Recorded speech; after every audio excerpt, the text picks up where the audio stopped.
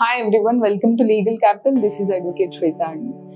SARFAESI act notice వచ్చిందా?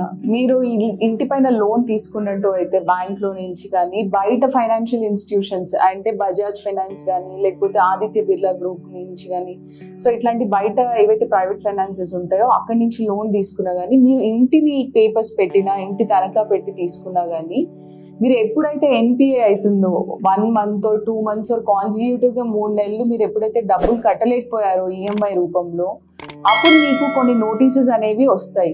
Maybe Aditya Birla గురించి కానీ బజాజ్ ఫైనాన్స్ గురించి కానీ లేకపోతే ఏదైనా private banks or government banks SBI ICICI ఏదైనా హెచ్డిఎఫ్సి బ్యాంక్ నుంచి. సో ఈ నోటీసెస్ మీకు అందకపోయి ఉండొచ్చు.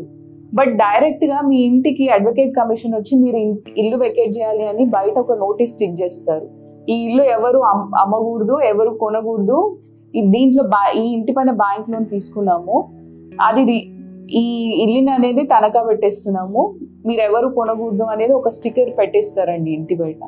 మీకు అప్పుడే తెలుస్తుంది మనం ఎన్పిఏ అయింది, మనం కట్టినందుకు వీళ్ళు త్రూ డిఆర్టీ అంటే డెట్ రికవరీ ట్రిబ్యునల్ అని, దాని త్రూ వీళ్ళు సర్ఫేసీ యాక్ట్ త్రూ ఇనిషియేట్ చేశారు ప్రొసీడింగ్స్, మన పైన లీగల్ యాక్షన్ తీసుకున్నారు అనేది అప్పటి వరకు చాలా మంది అవేర్ ఉండరు.